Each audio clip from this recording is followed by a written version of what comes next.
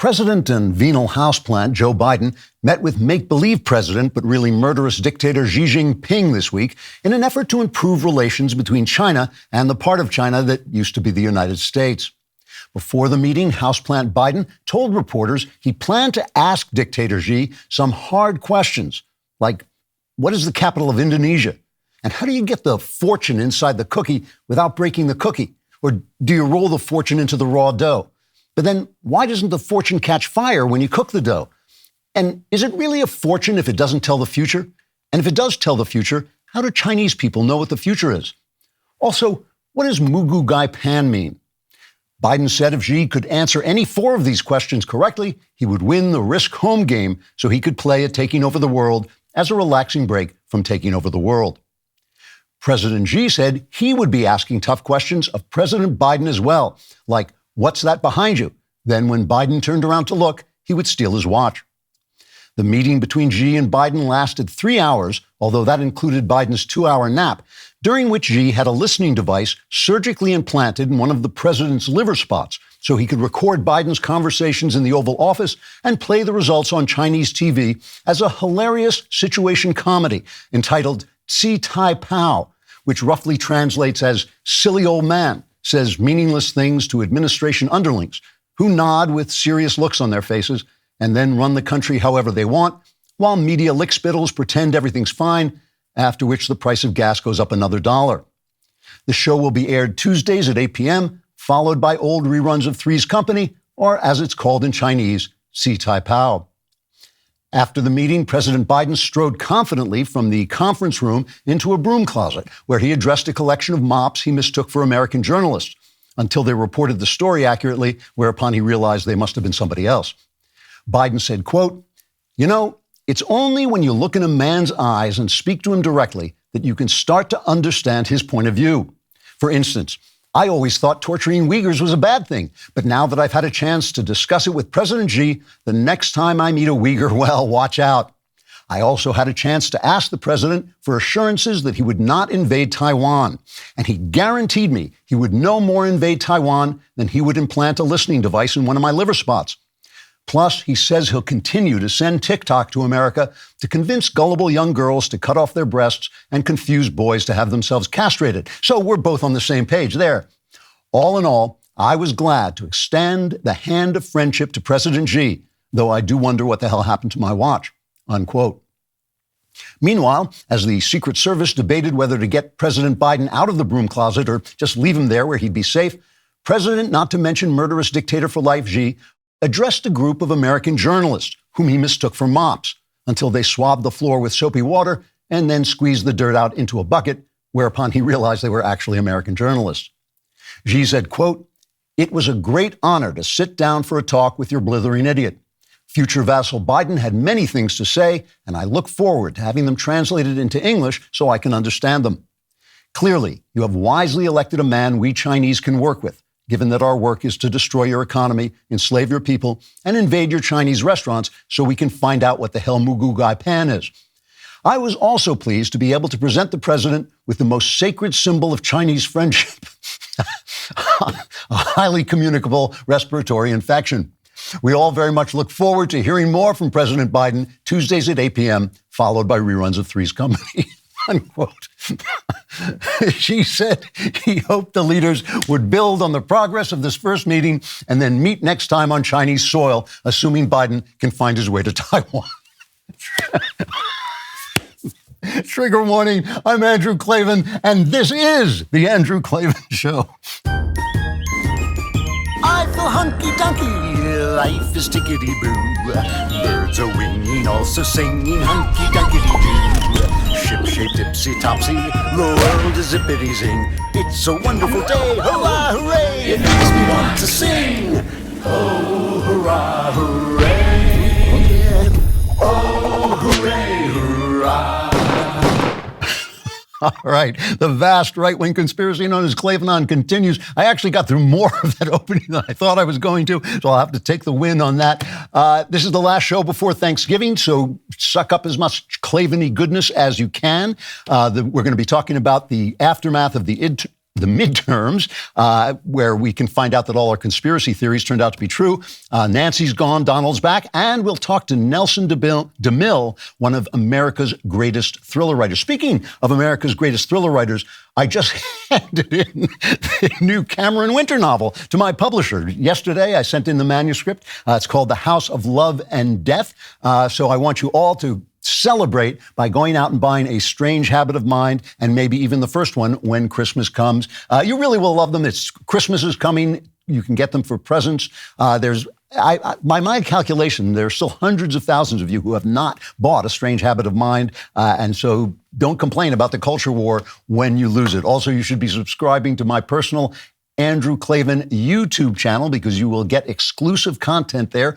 And also, if you leave a comment and the comment is absolutely morally disgusting, we will include it on the show with all the rest of the morally disgusting things we say. George Moshe Murray sent in his comment this week. He says, I briefly play my phone in my locker at the gym while I'm getting dressed before I put on my headphones. This morning, playing your intro, an annoyed guy said, sir, not everyone wants to hear that, and left. I think you ruined his morning. My work here is done.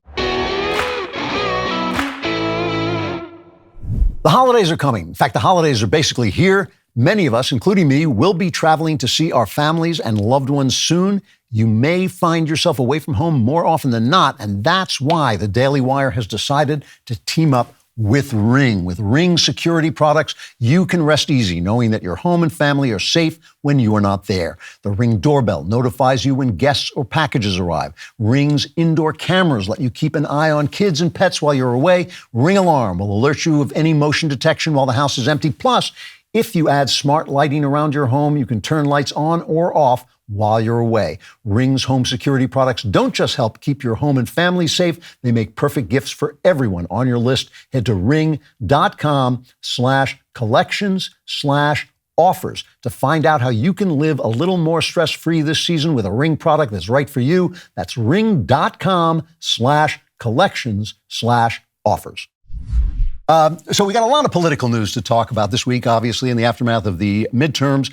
And so I want to just remind you of what I often say, that if you can't pay attention to politics without getting enraged, you shouldn't pay attention to politics. It's just not worth ruining your life over. And one of the reasons people get enraged is because they let themselves get mentally wrapped up in crazy right-wing conspiracy theories. They say, the left supports abortion and homosexuality and transgenderism because they want to destroy our families and keep us from reproducing so they can replace us with illegal immigrants who don't have our traditions of freedom. And, it's crazy stuff. And I think we should all pause a moment and listen to these words of wisdom from Democrat Senator Chuck Schumer. This cut 12. Now more than ever, we're short of workers. We have a population that is not reproducing it on its own with the same level that it used to. The only way we're going to have a great future in America is if we welcome and embrace immigrants, the dreamers, and all of them, because our ultimate goal is to help the dreamers, but get a path to citizenship for all 11 million or however many undocumented there are here. Now, I know what you're saying. You're saying, that's what I was trying to tell you. It's all true. It's all true. It actually turns out to all be true. So many of the things that we are accused of saying on the right, that we're called conspiracy theorists, turn out to be true once the press can report them without damaging the Democrats' chances of getting elected. So now that the midterms are over and they did, well, suddenly our corrupt media is reporting all this stuff that they've been keeping secret that we've been saying was true. So here's the New York Times, a former newspaper. They now report this right after the election is over.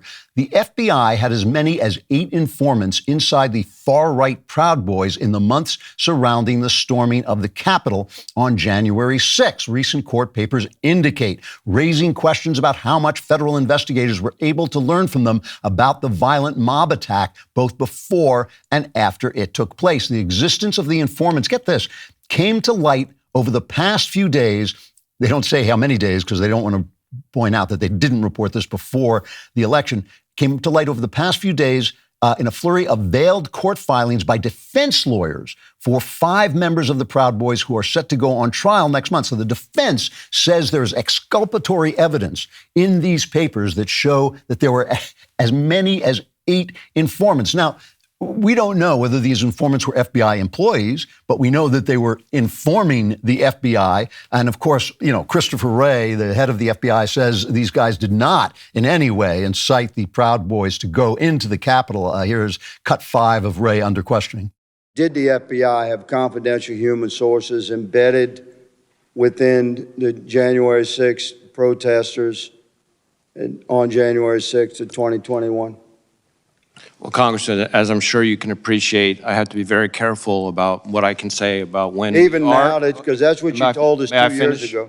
May I finish? About when we do and do not, and where we have and have not used confidential human sources.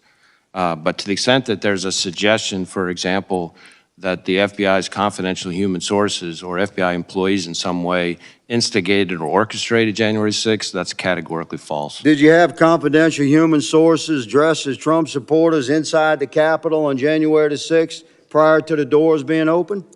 Again, I had to be very careful. It should be a no. Can you not tell the American people no? Hey, if you can't believe Christopher Wray, who can you believe? The thing about this is you got to use your imagination. It's possible these weren't FBI employees. Hello, my fellow Trump supporters. But even if they were just informants, these guys are charged with seditious conspiracy. The conspiracy is a plot. In order to plot, you have to discuss things. So of all these people, I don't even know how many Proud Boys there are. 9, 10, 8 of them were FBI informants. So you've got the FBI informants. And if they know that there is a plot, a conspiracy for sedition, aren't they calling the FBI and saying, these guys are plotting to charge into the government? And, poor AOC, she's hiding under her desk. She's afraid for her virtue. This is a terrible, terrible thing. They don't stop them. And when they're plotting, do these FBI informants, who, of course, don't work for the FBI, of course, did they say, yeah, let's do that? At which case, it's entrapment. The whole thing is baloney. But this only comes out after the midterms. It only comes out. This is true, by the way, in this Oath Keepers trial.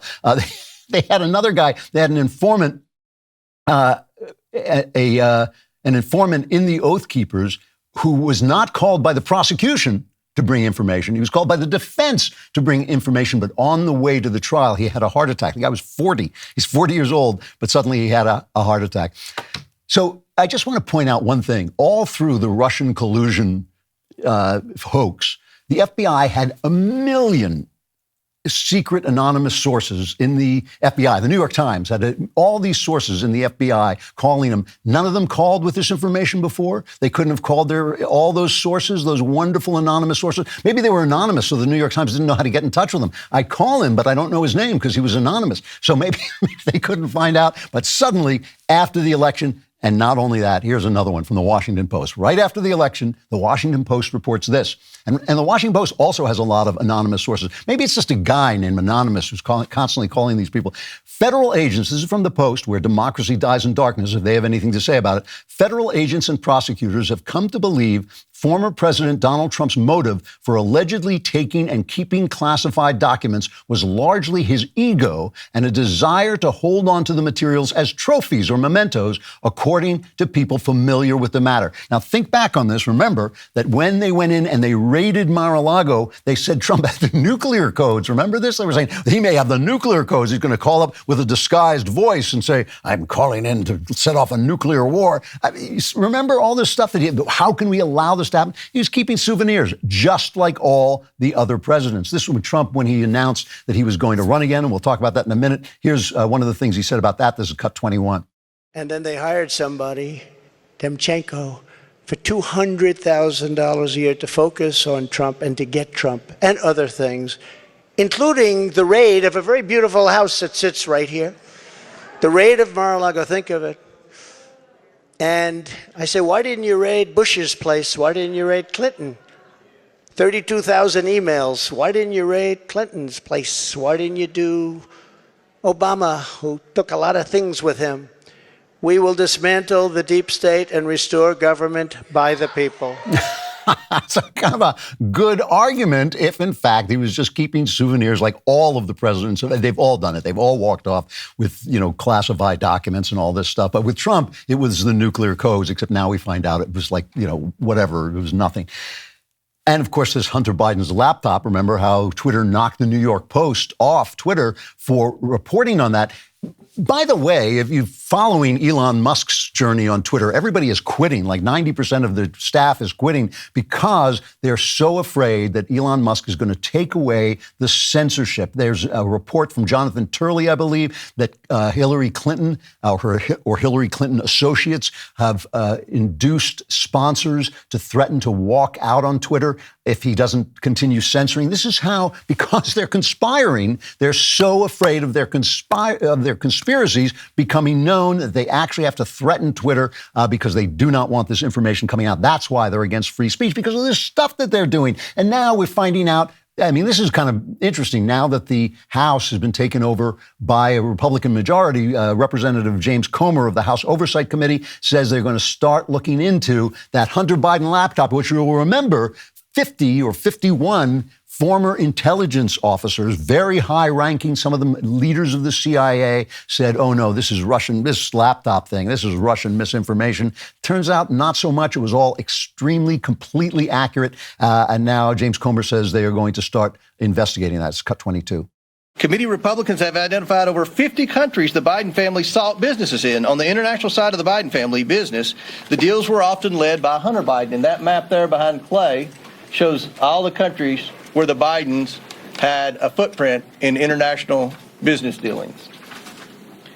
The investigation reveals a family that engaged with some of America's most powerful adversaries, planning to sell one of the largest sources of cobalt for electric vehicles in the world to the Chinese, for example. The Bidens flourished and became millionaires by simply offering access to the family.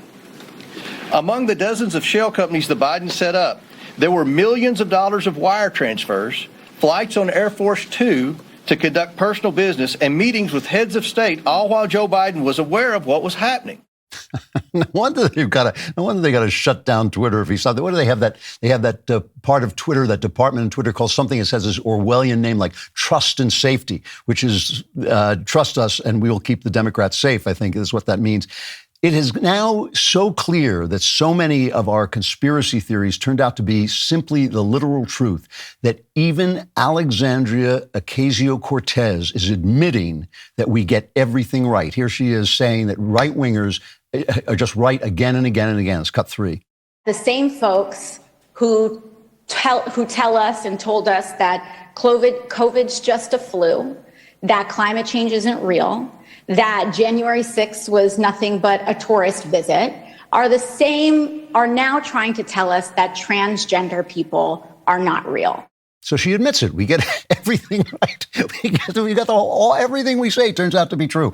To look on the positive side of this, if seeing that there are conspiracy theories that the press refuses to report makes you angry and you're walking around in a rage all the time.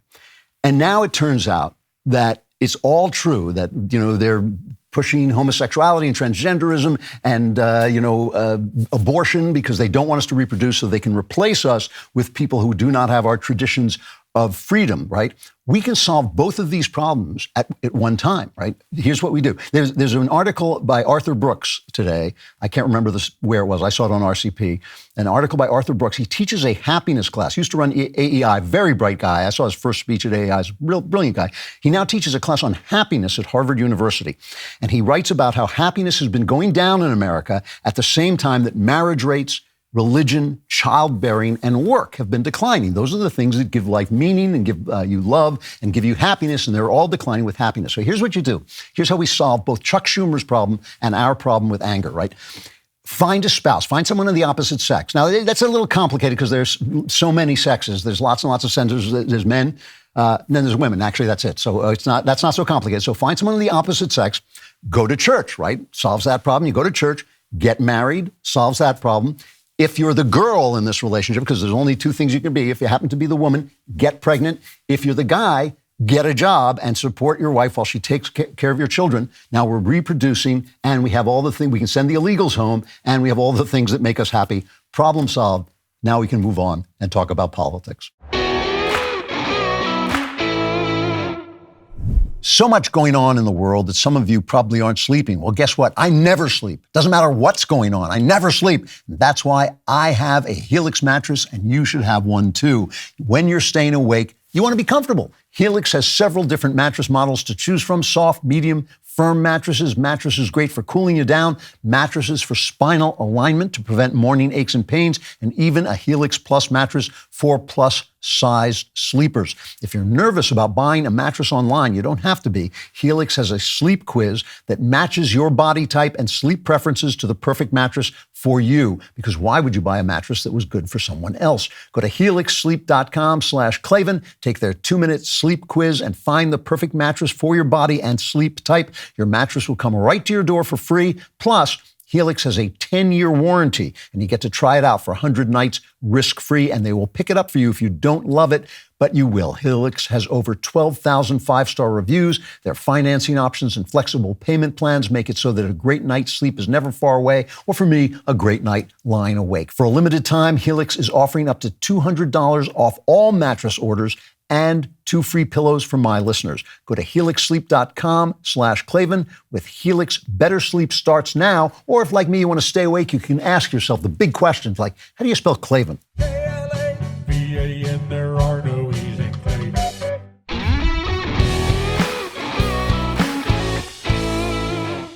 All right, lots of politics to talk about, and some of this is really fun. I like talking about politics. The GOP finally clinched the House.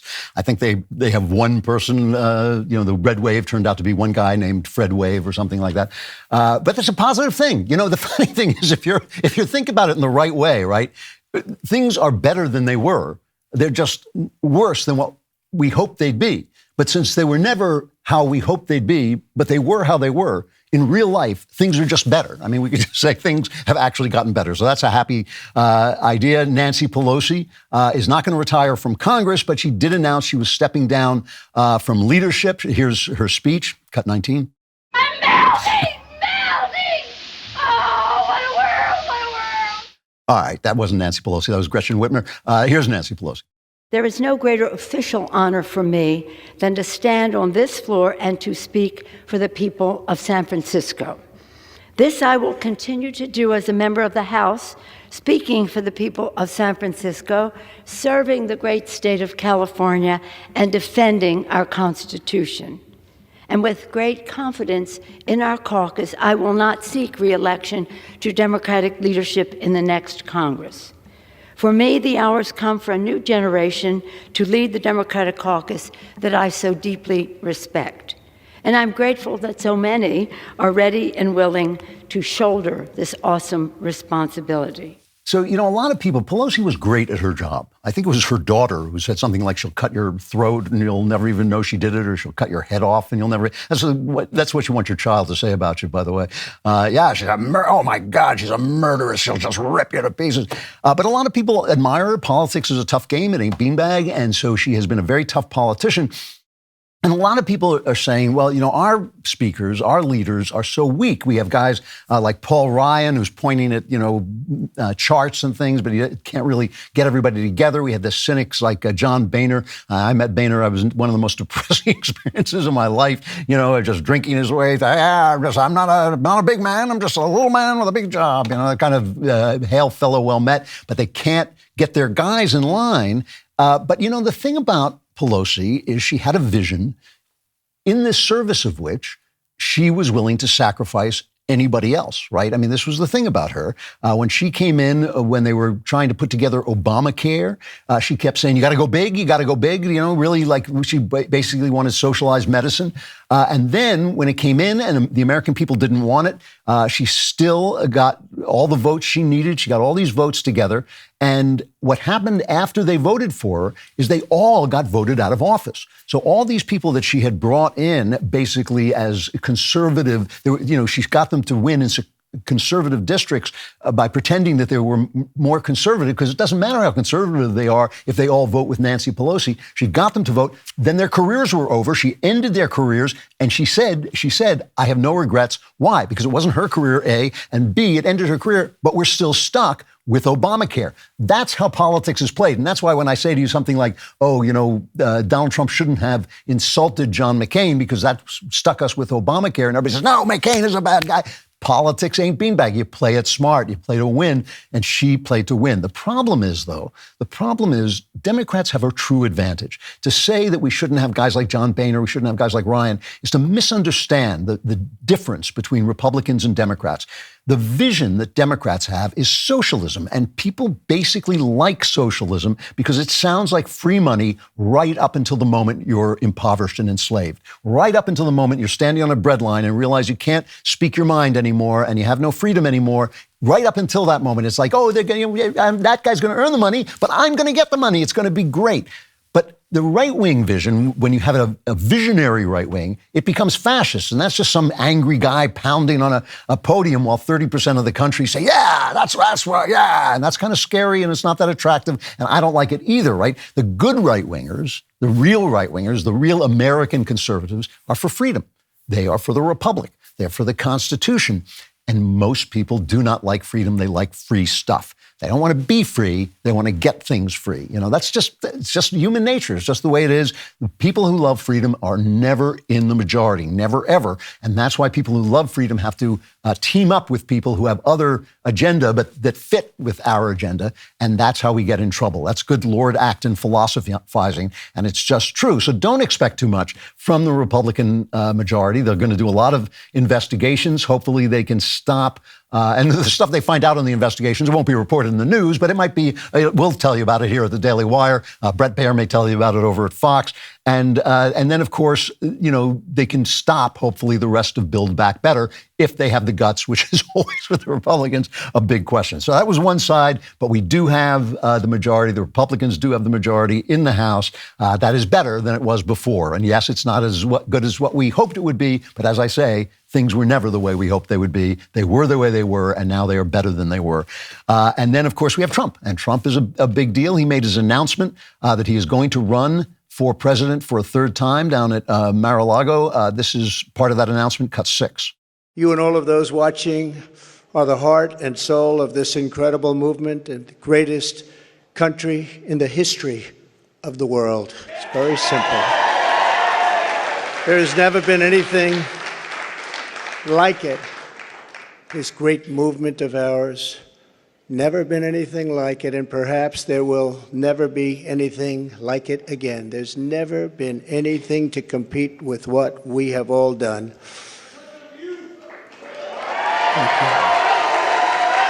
Ladies and gentlemen, distinguished guests, and my fellow citizens, America's comeback starts right now. Has good speech. A little people said it was low energy. He was reading, went on for quite a long time.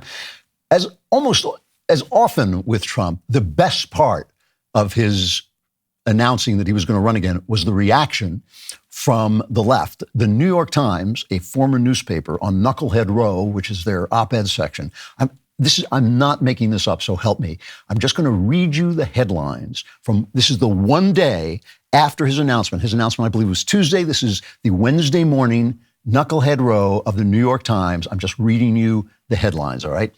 Has Donald Trump lost his grip on the Republican Party? Trump's announcement is a sign of weakness. Donald Trump is finally finished. The chaos inside Donald Trump's mind. This is all one day. Don't buy into the Trump-DeSantis smackdown. America deserves better than Donald Trump. And then my favorite, the icing on the cake. How is it possible that we're still talking about this man?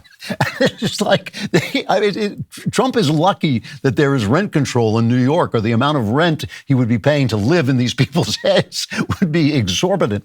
They can't let him go. Now, listen, you can't let your enemies define you. Just because they're angry doesn't mean that, you support Trump, but it is delicious. It is wonderful, wonderful to watch. It always has been with Trump. Just watching them go insane is half the fun. Now, look, here's the people. Here's the thing. Some people like Donald Trump, and they think he's the best candidate. They think he can win. They think it was stolen from him last time, but even if they don't think that, they may think he can win. Some people, like me, have been really honest about where I stand. I voted for Trump twice. I would vote for him again if I had to, but I prefer some of the excellent new generation of Republicans who he created. He helped create guys like Ron DeSantis and Glenn Youngkin in Virginia. They wouldn't be the kind of Republicans they are if he hadn't set an example. Now, that Trump loves to remind them of that. I created it. You couldn't have won without me. But that's really, not the point. I mean, I created my children, but at some point you stand back and you let them do their thing. It might be the graceful thing for Trump to say, okay, I set the tone. I showed you where the votes are. I showed you where the issues are. Go thou forth, thou statesman, and, do it the way it's supposed to be done. Obviously, that's not in Trump's character. He's not going to do that.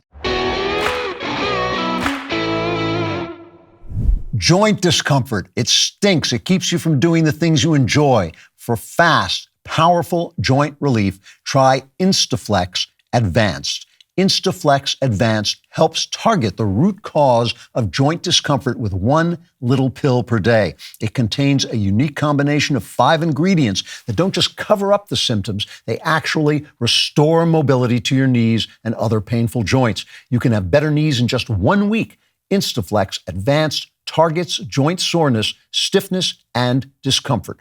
Get a complimentary 2-week sample of Instaflex Advanced when you text Klavan to 42424. Plus, get a free gift of Instaflex Advanced Pain Cream for fast-acting relief from arthritis pain, backaches, and sore muscles. Text now and receive a complimentary 2-week supply of Instaflex Advanced joint support for men and women. With 5 key ingredients to help you turn back the clock, text Klavan to 42424. And right on the copy, it tells you how you spell Klavan. Isn't that good? It's Klavan. Who knew? Text that to 42424. I support, somebody else. I think somebody else has a chance of winning, which is the most important thing to me at this point. But I could be wrong. It's politics. No, everybody talks. I know you've noticed this. Like, I love the way people in politics say, well, this is going to happen. And then 4 years later, that'll happen. And then another 8 years. And nobody even knows on the even of an election what's going to happen. Nobody knows the future. That's why they call it the future, right? Because nobody knows what it is. So I may be wrong. I may be wrong in my guesses about Trump. Those of you who love Trump think he's the best bet. You may be right. Here's the thing. I'm not going to hate you for disagreeing with me. I don't think you should hate me for disagreeing with you. This is politics. These are not saints. These are not angels. None of them is a visionary descendant from heaven. None of them is chosen by God. God has got much better things to do than worry about that. These are ambitious men vying for power. We have to choose the one we think will win and will serve us best, because we are the people and we're the people who matter. The country is what matters, not whether Donald Trump gets, what he wants, or Ron DeSantis or Glenn Youngkin or anybody else. So we shouldn't tear each other apart. And when one of them wins the primary, we should all get in line and support him, even if it hurts, because that's the way you win. If we don't do it, it's not going to win. Now, there are a lot of interesting things about Trump's speech, so I'm just going to talk about it. You know where I stand. I'm not trying to fool anybody, but I just thought it was interesting politically, because I love politics, and politics can be really fascinating if you don't let it drive you insane. First of all, why did he declare so early? He's declaring it a moment of weakness. But I don't think he thought it was going to be a moment of weakness. It's a moment of weakness because it looks to a lot of people, including me, that he cost the red wave, that he was one of the reasons why the red wave didn't materialize. And a lot of people have said, well, most of the candidates, he said it, Trump during his speech said it, most of the candidates he backed won. But that's actually not a good argument. The thing is, major candidates who would have made the difference that he backed, who only had stop the steal as their agenda. I said this last week, those are the people who lost and made the difference. So, of course, a lot of people, he just said, yeah, I choose this guy over that guy. They won, but that's not the point. It's key players who he chose largely because they agreed that the election had been stolen from him, lost. And that, Mehmet Oz, Doug Mastriano, Don Bolduc, Blake Masters, Adam Laxalt, Kerry Lake, Scott Jensen, Tudor Dixon. I mean, all these people who he chose because they suited his ego and his narrative, they lost. So he's in a moment of weakness, but he probably didn't think he was going to be in a moment of weakness. And so that's an important point. I mean, maybe that's what he was thinking. There's other stuff though. I mean, it's just like some people are saying, he wanted to avoid an indictment, that this would make it harder for them to indict him. The DOJ has announced that they're going to get a special prosecutor to determine whether he should be indicted. That sounds like they won't indict him. That way they can slough it off on somebody else. But who knows what they'll do. But there are all these other people, the AG in New York State, who are after him. And it's going to be it's hard to think that they won't come after him. And some of those are difficult cases, tax cases that could really make him look bad. What is interesting, though, to me also is that if you remember if you were listening last week and I said, he had emptied out MAGA of everything but himself, his speech, he sounded like he was listening to me, because not once, I don't think, unless I missed it, I don't think once did he mention Stop the Steal. So he sent all those candidates out to support Stop the Steal. And now when he becomes a candidate, it's gone, because it must have been obvious to him that was not a winning pitch. It's not a winning pitch. People get tired of hearing the last election was no good. They're looking forward. They have their kids to worry about. They have their lives, their jobs, their families to worry about. They don't care whether Donald Trump's ego is hurt. They just don't care. And if he can't prove it, what's going to change? And as I keep saying, if it were the other way around, if it were the Democrats saying, we're going to reverse the election without proving it, and they do say it too, we would hear it for what it is. It doesn't matter if he can't prove it in court. So he realized it didn't sell, and suddenly he dumped the attacks on Ron DeSanctimonious. He dumped that thing. There was none of that. He dumped the absurd attack on Glenn Youngkin. That was one of the worst. He says, he tweeted something like, Youngkin. Now, that's an interesting take. Sounds Chinese, doesn't it? He couldn't have won without me. Listen, I agree with him. I think that Youngkin won when he embraced Trump-like. He embraced the issues that were going on in Virginia schools, and that was something I don't think he would have done. That was not his instinct. He wouldn't have done it except that he had seen how Trump won. But suddenly, Trump himself was not talking about the election. He was talking about his vision, and that is how politicians get elected. It's not just the things you're against, inflation and crime and the lawlessness at the border. It's also the vision that those issues fit into. And here's what Trump said about that. This cut 7. We need everyone involved. We need everyone's help. We need to look out for one another. We need to be friends. And we need every patriot on board.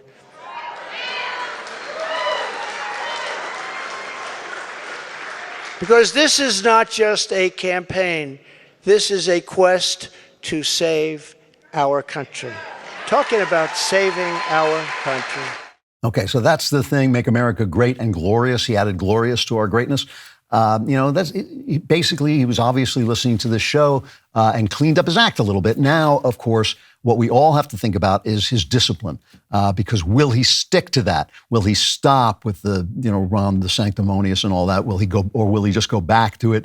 Will he go back to the anger, back to the Stop the Steal, which is just not a winning formula. And again, it's politics. It ain't about morals. It ain't about ethics. It's not about principle. It's about winning first so you can do the moral principled thing, right? You got to win. A lot of donors have dumped him.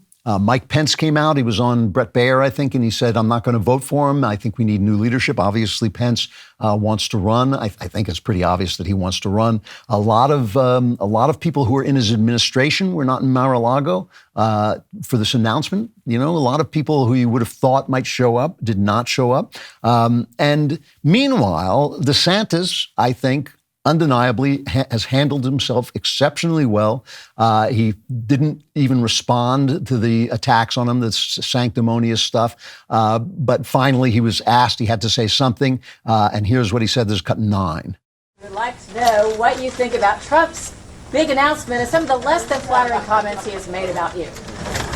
Well, one of the things I've learned in this job is when you're leading, when you're getting things done, you take incoming fire. That's just the nature of it. I roll out of bed in the morning. I've got corporate media outlets that have a spasm, just the fact that I'm getting up in the morning, and it's constantly attacking. And this is just what's happened. I don't think any governor got attacked more, particularly by corporate media, than me over my 4-year term. And yet, I think what you learn is all that's just noise. And really what matters is, are you leading? Are you getting in front of issues? Are you delivering results for people? And are you standing up for folks? And if you do that, then none of that stuff matters. So that's very cool. You know, you gotta hand it to him. I mean, he's a professional politician. Being a politician is a job. You know, we always like Trump in a way because he's not a politician, but being a politician is a job. And that's why I say that I like the fact that he's inspired a new generation of politicians. He's shown them the way. He's put some steel in their spine. He's shown them that you can fight the press, that you have to fight the press. This is a big deal. I mean, people political insiders were telling me this 10, 15 years ago. We cannot win unless we fight the press because we're running against the press. The press is corrupt. They're corporate. They serve the corporate interests. The corporate interests are globalist. They do not like American nationalism. They do not like American exceptionalism. They don't like American freedom. They want you to be a consumer. They don't want you to be a Catholic or a Protestant or have things that you believe in and are willing to die for and are willing to boycott their stores for. They don't want any of that stuff. So the people who work for those corporations, it's not that they're probably not dishonest, a lot of journalists. They just hire the people who are going to serve the corporation's turn. I think we're going to have to watch a couple of things. We're going to have to watch, first of all, does Trump have any discipline? He never has before. He's a little old to start developing new habits, but it does happen. And we'll see it. You know where we'll see it? We'll see it right away in this runoff in Georgia with Herschel Walker. Will he put his own ego aside and start to dedicate himself to getting Herschel Walker elected? If Herschel Walker gets elected, it will be 50-50 in the Senate, just like it was before. If not, it'll be 51-49. That's a big difference. That means Kamala doesn't have to come down and vote. It makes a big difference whether you have an actual majority in the Senate or you're split 50-50. Will Trump go? Remember, this was my complaint last time with Georgia, was that he didn't pay attention to Georgia. He was so busy with his ego. He was so busy with Stop the Steal. He let Georgia slip away, and that's how it got to be 50-50. Will he go and actually put his ego aside and dedicate the next 3 weeks? I think that's when the runoff is. Dedicate the next 3 weeks to getting Herschel Walker into the Senate if he can. The Democrats on their side are making a bet, okay? They know the more they hate Trump, the more we like Trump.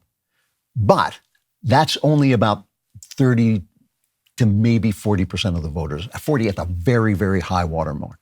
The more they hate Trump, the more the base says, yeah, well, if you hate him, he must be great. If you hate him, he must be great. However, if they play their cards right and if they do what they mean to do, if they emphasize his undiscipline, if they emphasize his aspect, his affect, because he doesn't care how he looks. He doesn't care if he looks scary. He doesn't care if women don't like him or, upper class white voters don't like him. He doesn't care about any of that. He just wants to do what he wants to do, and he can only be Trump. They're betting that that will alienate enough people so that the people who love him because they hate him and who love him because they love him simply won't be enough to outvote the hate they inspire for him.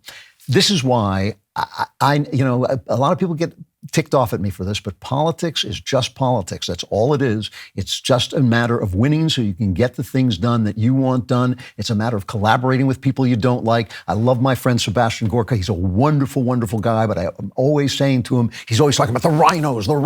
And I say a lot of the people of the Republican Party are rhinos. We need those people to vote with us. We cannot alienate them. It might feel good to alienate them. It might feel good to insult them. It might give you this feeling of, yeah, I'm the real deal. But if they don't vote for you, you lose, and then you don't feel good at all. And then you have to start, and well, it was stolen from us, because that's not being stolen. That is not paying attention to how politics works. People like Nancy Pelosi thrive because they're cynical, they are unethical, they are dishonest, but they have a vision. We have a vision too, but it's not a popular vision. It's like wisdom. Wisdom doesn't sell very well, and neither does freedom. But you have to package it so it sells. You have to put it in a package that will sell. You have to give it to people who know how to sell it. And then maybe you can start to get some power in order to move the ball back toward constitutional freedom. If we hate each other, we're going to lose. If we divide each other, we're going to lose. If we leave the party behind, we're going to lose. We have to play it smart, and that means we have to stay cool. So when I was learning to fly planes, I used to use relief band to keep me from getting nauseous or motion sick. If you do get those feelings, they're unpleasant. You don't want to pop pills that make you drowsy or those cheap sweatbands you see people wearing on airplanes. You've got to check out Relief Band. Relief Band is the #1 FDA-cleared anti-nausea wristband, clinically proven to quickly and effectively prevent or relieve nausea and vomiting associated with motion sickness, anxiety, migraines, hangovers, morning sickness, chemotherapy, and more. I use them in a plane. They work whether you need everyday nausea relief or an occasional cure. Relief Band's patented technology makes feeling sick a thing of the past. Forget the days of anti-nausea pills that just leave you feeling drowsy. Relief Band is legitimately a band you wear on your wrist to give you relief from nausea. You can even change the intensity depending on how you're feeling. If you want the band that actually works to relieve nausea, check out Relief Band. I've worked out an exclusive offer just for my listeners. If you go to reliefband.com and use promo code Klavan, you'll get 20% off plus free shipping and a no questions asked 30-day money-back guarantee. Go to reliefband.com and use promo code Klavan for 20% off plus free shipping. Now, I know you're frustrated now. You say you spelled Relief Band, but how do you spell Klavan? It's Klavan. No E's in Klavan. There are no E's in Klavan.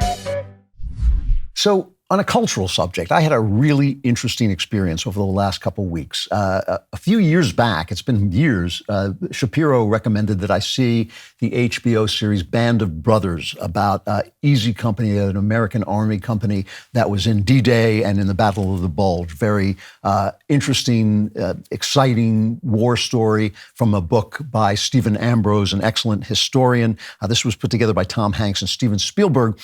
And it just took me a long time to get to it. There's so much new content I wanted to look at, and I missed it the first time it came out. I had thought I was in England, but it actually came out in 2001 after I'd come back, but I'd just come back and I just didn't pick it up. And I was watching it, and here's the reason it was fascinating to me. One of the reasons my Hollywood career came to an end, maybe the central reason my Hollywood came to an end, was because of my vociferous, loud attack on Hollywood for making anti-war movies while our soldiers were in the field. Didn't bother me that people were anti-war. Didn't bother me that they thought, the Afghanistan war was wrong or the Iraq war was wrong. All of those things are your American right to make those decisions, very important decisions that citizens have to make. But never before had the American movie industry made movies depicting our soldiers in a bad way while our soldiers were in the field. If you go back and look at all of the movies against Vietnam, they all came out after the war was over. So I started to look at this and I started to yell about it. And finally, I wrote a big survey of old Hollywood movies called The Lost Art of War for City Journal. And here is how it began. This was after all these anti-war movies were coming out. I said, Hollywood has gone back to war, and this time it's appalling. All autumn long, the film industry released movies about America's battle against global jihad. With one exception, The Competent Actioner of the Kingdom, each of these movies distorted an urgent, ongoing historical enterprise through the lens of a filmmaker's unthinking leftism. Redacted, Rendition, In the Valley of Elah, and Lions for Lambs characterize our soldiers and government agents as rapists, madmen, murderers, torturers of the innocent, or simply victims caught up in a venal and bloodthirsty American foreign policy. All this at the very moment when our real-life soldiers and agents are risking and sometimes losing their lives fighting the most hateful and cancerous worldview since Nazism, by which I meant radical Islam. So you wonder why my phone stopped ringing. I was selling a lot of scripts. I was making a lot of money. Suddenly my phone stopped ringing. And while I was watching these movies, one of them, I believe it was the movie They Were Expendable, which had John Wayne in it, but it was also directed by John Ford, and Robert Montgomery was in it, and a lot of the actors in it had been in World War II, so that in the titles, it would say Robert Montgomery and then whatever his rank was in the Navy. So they were telling you these Hollywood actors had been fighting for America, something that I don't think would happen very much today, right? There's not a lot of them who have been in Afghanistan and in Iraq. This was another thing that was bothering me. Oliver Stone made a lot of movies attacking the Vietnam War. Oliver Stone was a grunt in the Vietnam War, had the right to say anything he wanted to say, where these guys were sitting around in the Cafe Marmont on Sunset Boulevard and saying, "Oh yes, I hate this George W. Bush. He's such a rube. You know, I'll have another cafe latte, half cap." So I was watching this one about They Were Expendable when it came to me that if I wanted to write about these things, I basically had to go and have myself embedded with the troops. And I went over for a very brief period of time, was embedded with the troops in Afghanistan at Fort FOB, Kalagoosh, Forward Operating Base Kalagoosh, and which later became a central part of the action, but at the time was not very active, although I got there a day after they'd been fired upon. And then I wrote an article about that called 5 Days at the End of the World, talking about the fact that these movies were hurting our troops. And again, it was not the opinions, it was the fact that they were making propaganda for the enemy while our sons essentially were in harm's way. Now, one of the things that has happened in this period of time since that, all that, is that my attitude toward war has changed. I have become more horrified by war. And my point about war was never that it was good. I never would have said that. It was that people are bad. People are bad, and they do bad things, and they don't like freedom, and they will attack you, and they will kill you, and some of them are poor and have nothing, and so they will come after the things that you have. And that the arguments against war don't make any sense. You know, one of the most famous anti-war poems ever written is by Wilfred Owen. It's called Dulce et Decorum Est. It was written during World War I. And there were a lot of, for some reason, they were almost all gay. There were a lot of gay poets who came out of World War I and were very anti-war. And World War I was one of the most useless and brutal and bloody wars in history. Just one of the worst mistakes ever made. But Dulce et Decorum Est is just a description of a guy dying horribly from poison gas.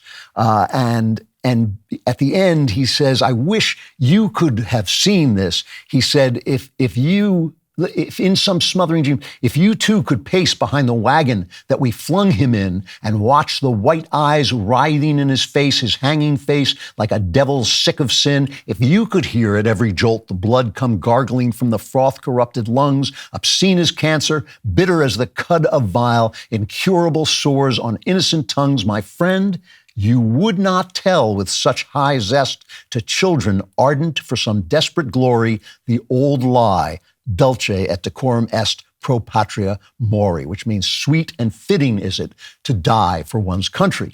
And I've always felt that this is a dishonest poem. It's a beautiful poem. It's a beautifully written poem. But I felt it was a dishonest poem in the same way I felt about Oliver Stone's Born on the 4th of July with Tom Cruise, where the guy is ardent to go to war and then gets shot and paralyzed and then becomes an anti-war activist. Essentially, you're saying, oh, I got blown up, I got killed horribly, and therefore war is bad. But that's what makes people brave, is that they risk that. We understand that. We understand that war is awful, that we should avoid war at all costs, that we should never fight a war that doesn't absolutely have to be fought.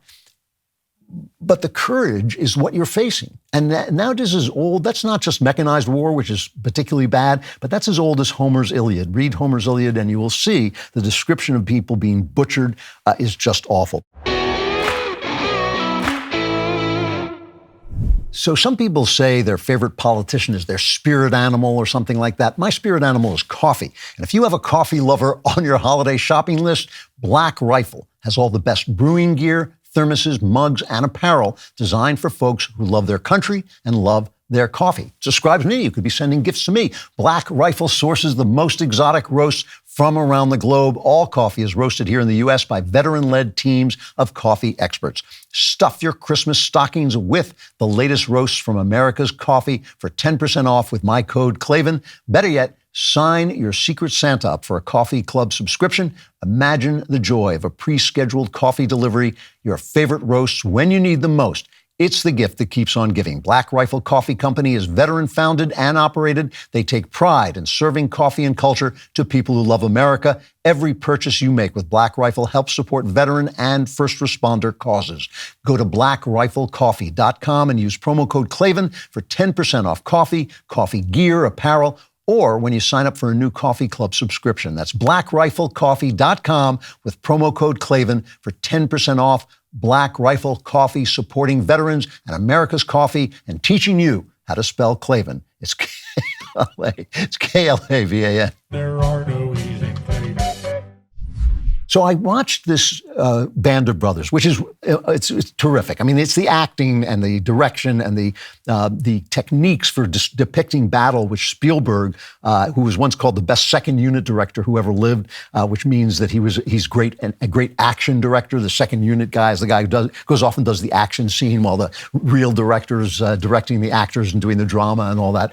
And Spielberg has been called the best second unit director ever because his action sequences are so great. It's kind of a bitchy thing to say about him because it means that his ideas aren't that great. And I agree with that. I don't think his ideas are good at all. But anyway, it's got this wonderful cast of young guys, Damian Lewis, Donnie Wahlberg, Michael Fassbender, and they're just terrific. And it's the true story of these guys who parachute into Normandy, fought on D-Day, and then were in the famous Battle of the Bulge at Bastogne. They were called the Battered Bastards of Bastogne. And one of the things that struck me about this movie was that aside from the fact that the technology was so great that it really looked real, you could see what it was like to be in the battle, it was terrifying.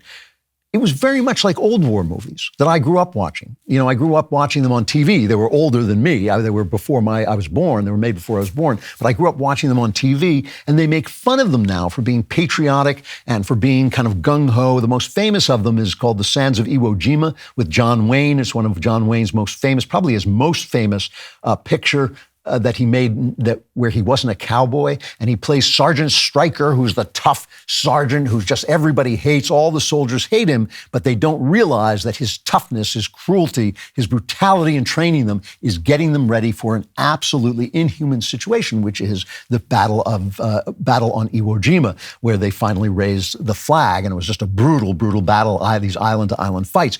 And the scenes in Band of Brothers, which are real scenes, it's a true story, are almost exactly, they mirror the scenes that are in Sands of Iwo Jima, the tough training that turns out to be worthwhile, the tough leaders who don't let you do things, the fact that you have to do things that are inhuman. In Sands of Iwo Jima, one of the most difficult scenes to watch is a scene where one of the company gets shot and is dying and is calling for help, and John Wayne will not let his soldiers, I think he's a top sergeant in it, he won't let his soldiers go out and rescue the man because if he does, they'll all be killed. Here's a cut of that scene. Strike him! Get down and stay down. You've had your orders, don't move. There's somebody wounded out there. Quiet. Let's go over and get him. Stay down. Maybe an old Jap trick. They pulled it plenty on the canal. Doesn't sound like a Jap to me. I don't care what it sounds like to you. You stick your head up and you'll tip our position.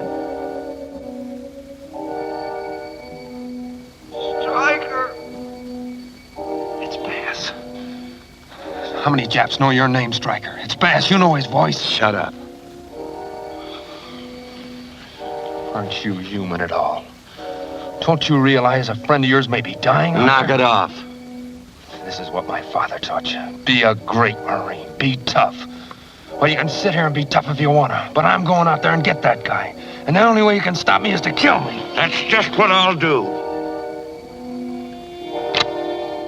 So you think, well, John Wayne is inhuman, but of course he's saving the life of his entire company by not letting this clown, this sensitive, nice, poetical clown, go save this guy and thereby expose their position and get them all killed. The exact same scene is in Band of Brothers when one of the guys gets wounded and they're trying to reach him and they're just pinned down and they have to retreat, and it's heartbreaking. This is cut 15. Don't move! Stop moving! I keep firing! Stop moving! Stop! Pull back! We gotta pull back! Let's get the hell out of here! Let's go! Let's go! Let's go! Move! Easy, go! Easy, move! Come on, stay with us! Stay with us! Hold on! Charlie, stay with us! Look at me! Stay with us! Look at me! Hold on! Hold on! Run! Move! Don't move, Charlie! We're coming back! Let's go! Move! Take him down of here! Just hold on! Go! Let's go!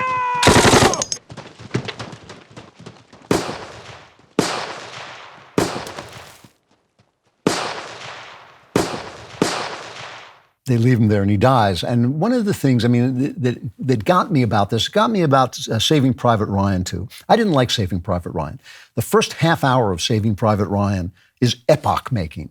Spielberg, with his genius for filming action, changed the way that war scenes are filmed forever. Every war scene that comes before Saving Private Ryan looks dated because of Private Ryan. Every scene that comes after it copies Private Ryan because it was just so brilliant. The rest of the movie is sentimental, and it's as if this little wimpy guy suddenly realized, oh, sometimes you have to fight a war, sometimes you have to do this. Like he suddenly discovered it. And that also plays into Band of Brothers to a little degree. In a way, it's more sentimental than a John Wayne movie. There's one episode toward the end called Why We Fight, in which the soldiers stumble upon a prison camp, a Jewish concentration camp, and the episode is called Why We Fight, but that's not why we fought. We didn't fight to save the Jews. We didn't fight because the Nazis were gassing people, innocent people. That's not why we fought. We fought because of the geopolitical situation. It was the wisest thing to do.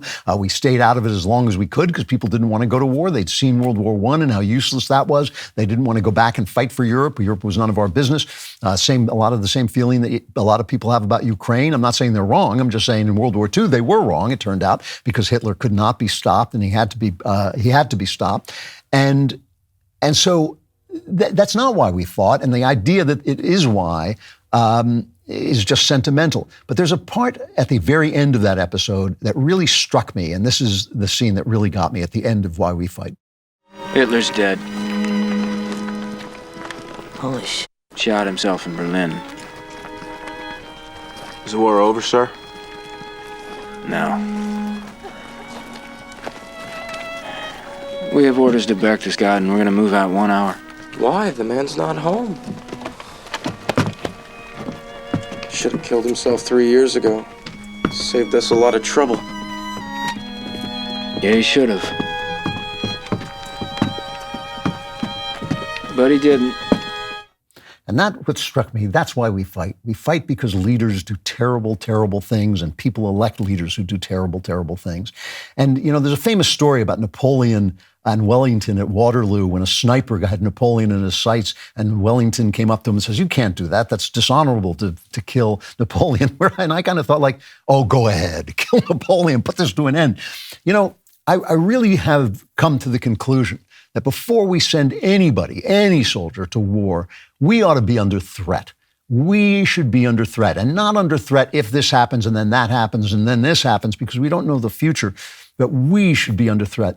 These soldiers are so brave. The people who go into these places are so brave, and the injuries they can suffer are so horrific, and they're so young, and the amount of life lost is so terrible that all I can think at this point is that we should look at our leaders really, really carefully, whether they're Republicans or Democrats. And before we put Ukrainian flags on our houses, before we start to march in line and pound our fists and say, and wave our flags, we should really, really question whether the United States of America has a dog in this fight, because war is genuinely hell. The old expression, war is hell, but men are brave, is correct. But before we save brave men to die in war, we should really make sure these leaders know what they're doing. I have to say, as I've gotten older, I have just begun to see how horrible it is. And I just think that testosterone burst that men have that makes them want to go and want to be in the fight and want to be heroic, this has got to be countered by older heads who don't believe in glory, who just believe that war must be fought when it must.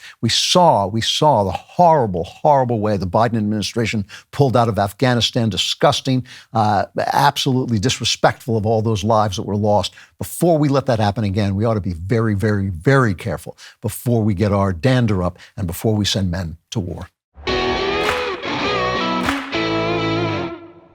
If you're the sort of person who listens to this show, odds are you put a lot of stock in how you raise your kids.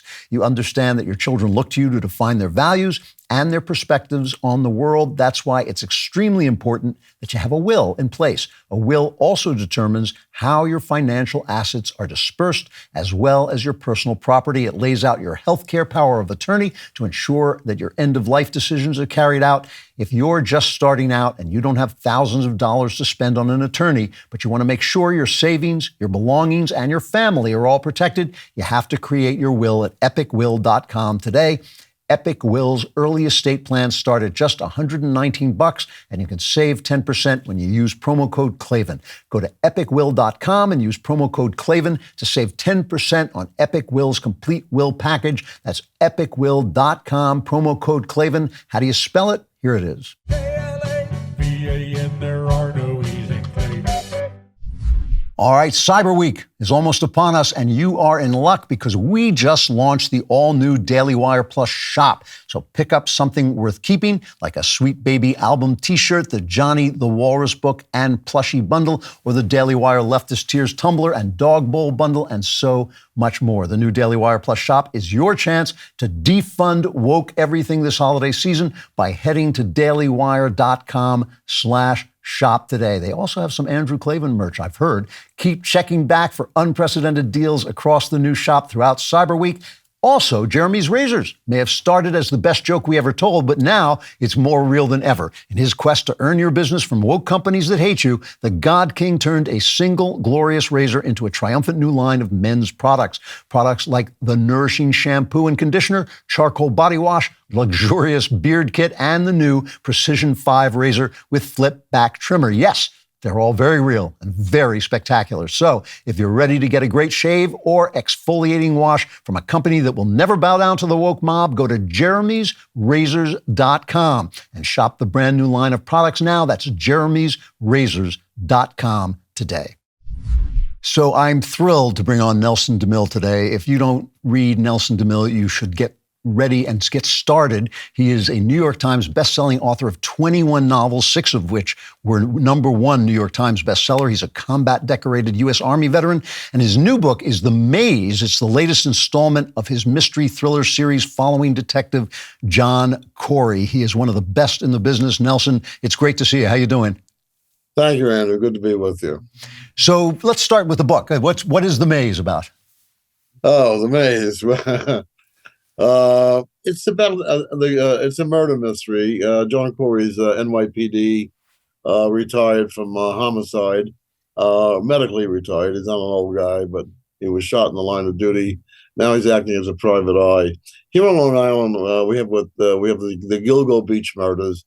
They had some national attention. There's been some documentaries made, and there was actually a kind of a dramatization made of the Gilgo Beach murders. And what that was 10 prostitutes, or as we call them today, sex workers, were found on Gilgo Beach, but not on the beach, but in the brambles at different times, and they'd all been strangled, apparently strangled, and left there.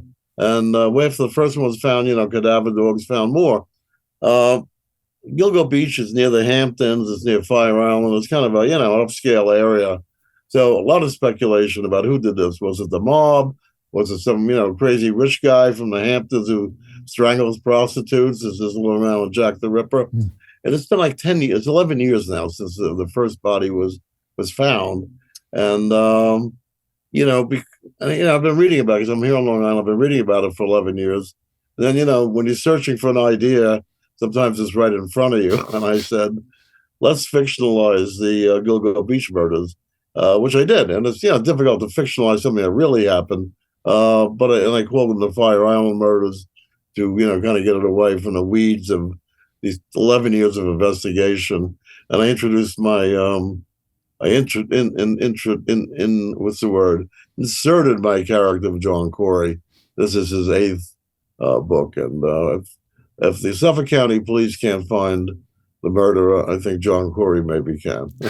I have just started for the first time in a long career. I've just started a series which I've never done before. This is your, what did you say? It's the 7th book? This is the 8th book. The 8th book. Yeah, do you find it difficult to keep John Corey fresh, or do you enjoy coming back to him? Yeah, really good question. The first John Corey book was called Plum Island. Plum Island's a real place off Long Island. It's the agricultural disease center, but known to dabble in biological warfare and that type of thing. It was meant to be a standalone book. If you read it, you see it's standalone. I had never done a series before, and I'm with you. I was like, it's a challenge. I like series. I like to read them. I like Sherlock Holmes, like Agatha Christie and Hercule Poirot, but I had never done one, and I didn't want to do it. But Plum Island was it just went gangbusters. It was like 18 weeks on the New York Times list. Great book. It's a great book. It debuted. Oh, thank you. And then, so the agent came to me and the publisher came to me. We want you to, at least do a sequel, maybe a series. I said, no, I don't do those. I'm just not comfortable with the series.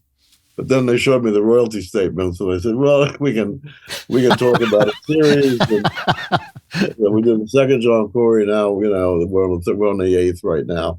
But the baggage you're going to see, the baggage starts to build up as the series goes on.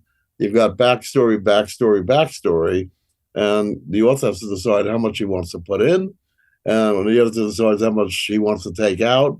So you're doing two things at the same time. You're trying to move that book forward that you're working on, but also looking back, and it has become a challenge after 8 books. Does the character stay fresh?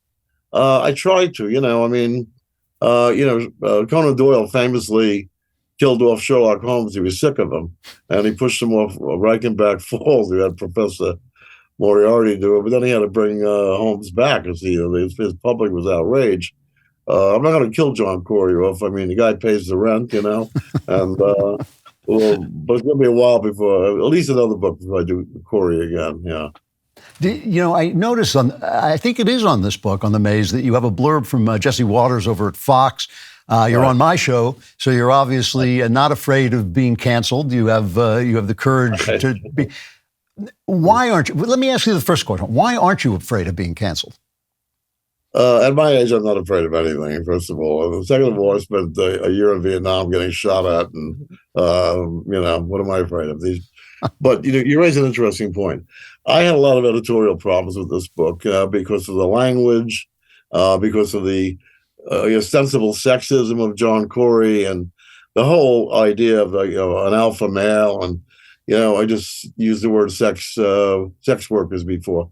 I was using the word prostitutes in the book, and the editor came to me and said, we kind of use the word sex workers now rather than prostitutes. I said, well, it sounds dirtier than prostitutes, but I'll give you a little bit.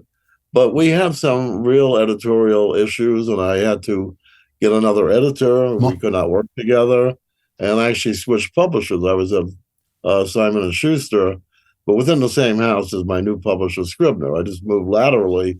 But, that was, kind of a shock to me to see that this book had been, read for sensitivity and for, triggering microaggressions or whatever the hell. And I want my editor to be a partner and say, and to read it for, grammar, punctuation, spelling, plot, and pacing. And all of a sudden I'm getting an Orwellian read on the book about what I'm saying. And I said, and they said, Nelson, we want you to broaden your audience. I said, no, I already have my audience. I'm a #1 bestseller. Don't let me worry about that. I'm going to lose my audience if I listen to you guys. And I said, it's going to go the way I want it to go. I know who I'm writing for. I know who my readers are. And we don't need to broaden the audience because, if you don't want to read the book, don't read it. If you don't know who Nelson DeMille is or John Corey is, you're not going to pick up the book anyway. So. And I kind of won most of the battles, but I realized that, middle-list authors, you're asking why do I not care? Middle-list authors, younger guys, younger women, are going to either self-censor, or they're going to listen to the editor and kind of back off from some of these things, or they're going to say the wrong thing and it gets past the editor and somebody, gets, upset that somebody said something wrong, either, racially or whatever. So, it is, the business has changed, and you're seeing it too, I'm sure. You're not getting grammar, punctuation, and spelling anymore. You're getting, like, the words you want to use and the people you want to create. And one of the characters in my book, one of the bad guys, used a derogatory word for Chinese people. I don't mind saying it, chink, and this is a bad guy who said this. We want to make him a bad guy, but they didn't want, they said, we absolutely cannot put this word in the book. Wow. I said, you want to whitewash the bad guys so they sound okay? I mean, there's no logic here. He is a bad guy. He's using, a racial epithet because he's a bad guy. They didn't even want to see the racial epithet. So I said, well, maybe, the bad guy was kind of uneducated, could use East Asian people, something. It made no sense. They're running scared too, I think. This is the other part of it. the editors and the junior editors. They're afraid of the junior editors. Books have been canceled. I mean, my publisher, Simon & Schuster, was published Pence's book, and a lot of junior editors got together, signed a statement saying they would not work on the book and that. But the publisher, had the courage to publish the Pence book, and Pence is kind of a middle of the road guy. I mean, there's nothing wrong with Mike Pence. He just happens to be a Republican, but other than that, he's never done anything that he should be canceled for. But my prior publisher, Hachette, canceled Woody Allen's book, not because of the book, but because he was Woody Allen. This is chilling to see books being, and seeing books being canceled because junior editors, felt that they were being offended. They were being offended. Well, they get the book for free anyway. Who cares if they're offended? And also, they're in the wrong business. Get into another business. Well, this is publishing business. I actually got an editorial comment recently. I shouldn't describe a woman as having coffee-colored skin because black people had to pick coffee when they were slaves or something like this. And I find this incredibly pernicious because as a writer, one of the things you're trying to do is tell the truth about the world. You're trying to tell, right. I mean, you've always been a very rich writer. You're not just writing things to tell stories. You also should depict the world. And these are editors who are 20 years old, know not a sliver of what you know about the world. And I find that incredibly pernicious. Do you think this is going to stand? Do you think it will last, or do you think it'll pass away?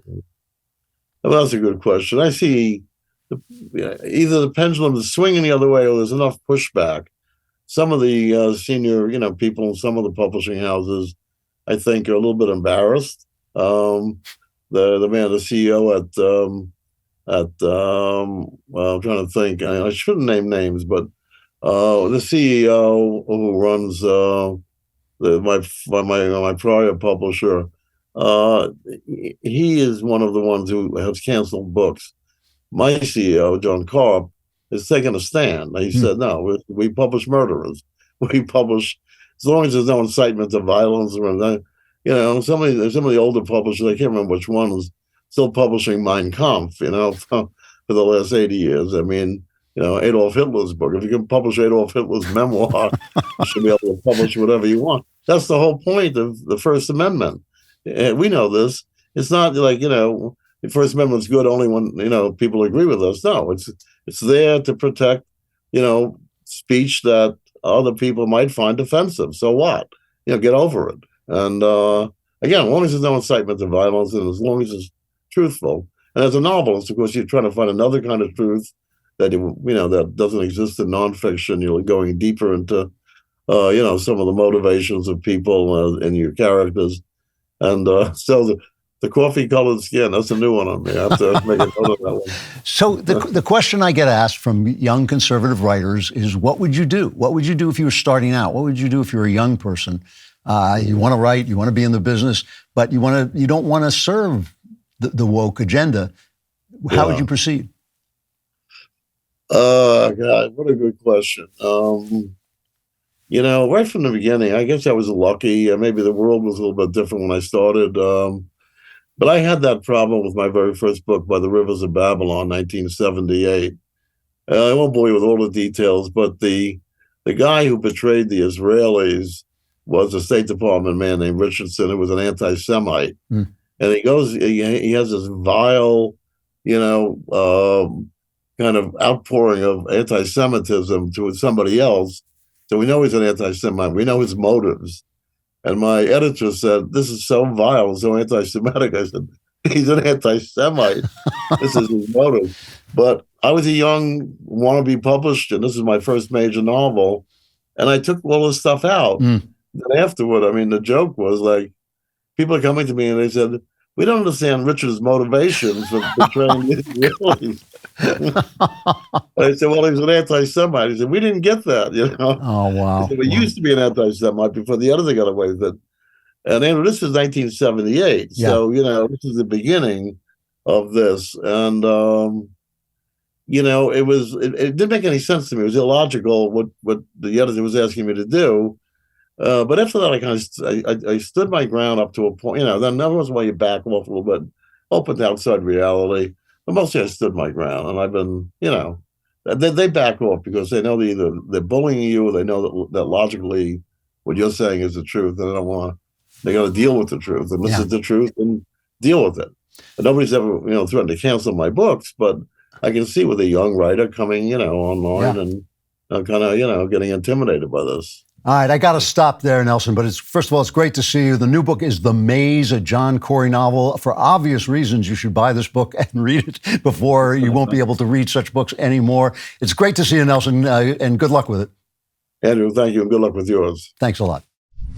Well, if you were listening to that Nelson DeMille interview, you understand what writers are up against. And when I ask you to buy A Strange Habit of Mind and Nelson's The Maze, I'm not kidding around. I mean, if you don't do that, you're not going to be able to read anything that reflects your views. I'm serious about this. This is an actual movement. These are like 20-year-old kids who are coming in here and running these publishing houses and bullying older editors. Strange Habit of Mind, The Maze, go out and buy them. All right. We are approaching a long Klavanless week. We will have a best of Thanksgiving show with some of the content that has only been for subscribers up till now. So there will be something going on right after Thanksgiving, but it's going to be kind of damp out there. So you want to get ready now and solve all your problems with the mailbag. Orange Man is back. I hate him. I hate him so much. Who the hell was that? All right, don't tell me. I don't want to know. All right, from Jacob. Dear Mr. Klavan, I am a huge fan of your show. You are by far the wisest host on the DailyWire. Well, thank you for that. My question is that I am deeply depressed and often have hateful and violent thoughts toward leftists. I want to talk to a therapist about this, but at the same time, I don't want to talk to a left-wing nut job. What is the best way to find a good therapist like the one you said saved your life? Keep up the good fight. Jacob, first of all, let me congratulate you or, pay my respect to you for noticing that something is going wrong. I mean, you should not be angry. As I've said before, you should not be filled with violent and hateful thoughts. If you are, then you shouldn't be paying attention to politics. You should be paying attention to something else. But good for you for noticing that something is going wrong. This is wrong. You should not be filled with hateful, violent thoughts. That's not the way that's not the effect it's supposed to have on you. So the first thing I would say to you, truly, and I will get to therapy in a minute, because you're right, you need some help. You need somebody to talk to who is not a leftist and who knows what he's doing. But in the meantime, while you're looking for someone, stop following politics and start focusing on improving yourself and your life. Make sure you're doing good work. Make sure you're getting rid of the bad habits. Don't be smoking dope. Don't be drinking too much. Don't be watching porn.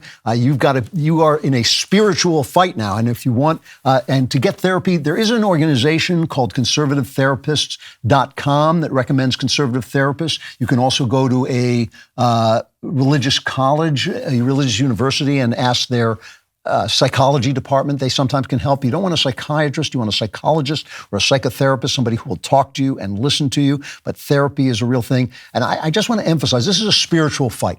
This, when you have rage and depression and violent thoughts, that's like finding a lump somewhere on your body. You go to somebody and you get help.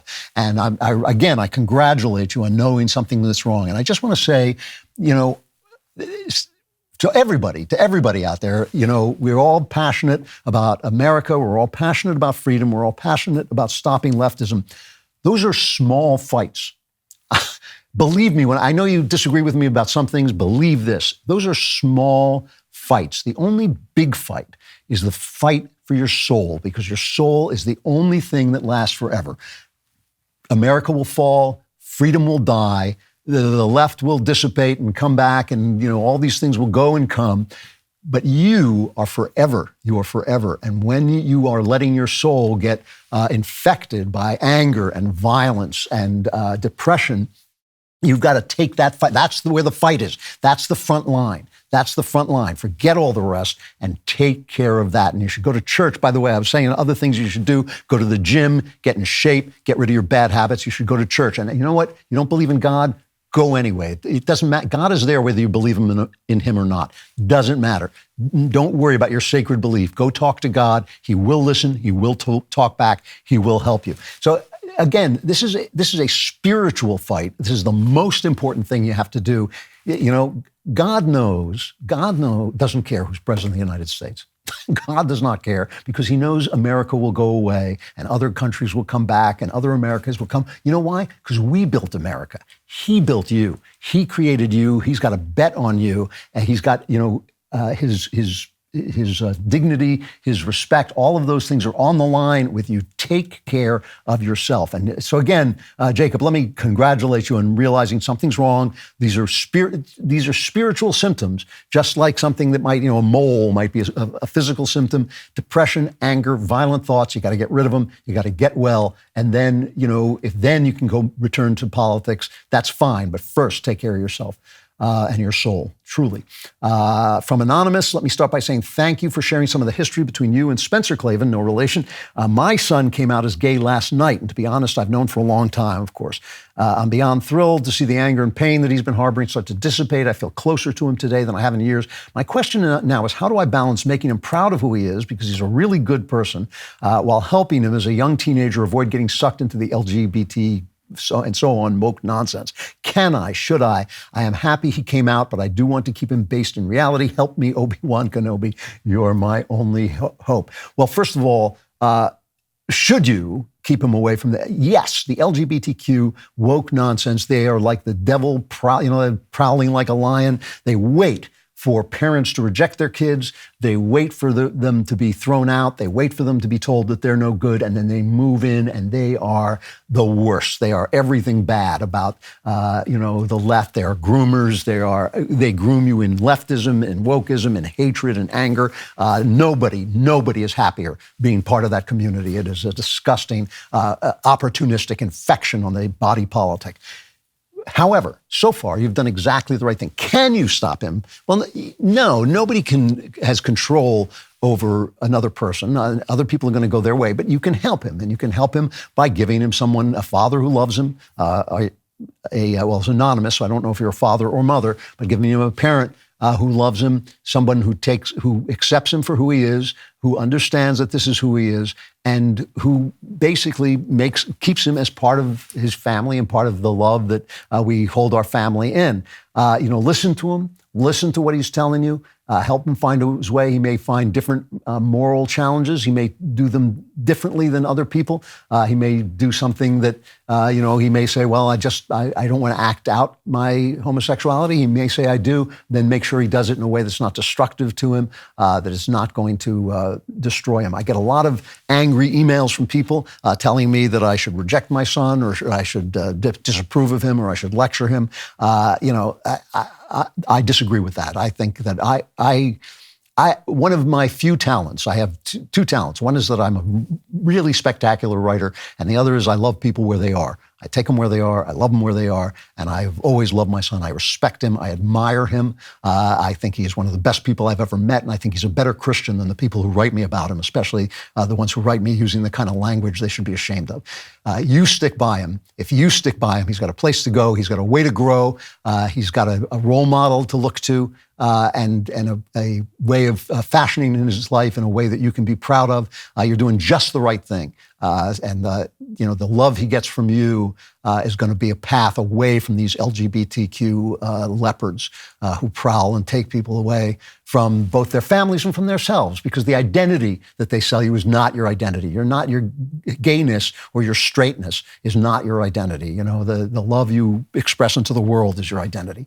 And the talents that you were given and the person that God made you to be, that you're not, that you're trying to be, that you want to strive to be, those are the things that make you who you are. Those are your identity. In fact, when Jesus said, if you lose yourself for my sake, you will find yourself, he was not whistling Dixie. He was telling the absolute, exact, precise truth. When you give yourself up to let the part of Christ that you are come to life, you will find that you will live. And that's much easier to do when the people who love you represent the love of God to you. That's what you're here for. That's what I'm here for. We're here to represent the love of God to one another so that they can say, oh, that's what God looks like. I can look like that too, and I can live a life that is meaningful. Let me see if I can get one more in. I don't think I can. Nah, I'm too complicated. The questions are too complicated. All right, I'm going to stop there. The members block is coming up for those of you who don't subscribe, who do subscribe. Those of you who don't subscribe are about to drop through the floor into a nothingness like you simply can't imagine. It will suck you into a world of pain and agony, and you'll be destroyed. But if you're not destroyed, have a happy Thanksgiving. We will do a special show on the Friday after Thanksgiving. And then we'll be back the Friday after that with the Andrew Klavan Show. I'm Andrew Klavan. If you are a member of the Daily Wire, stay tuned. The members block is coming up.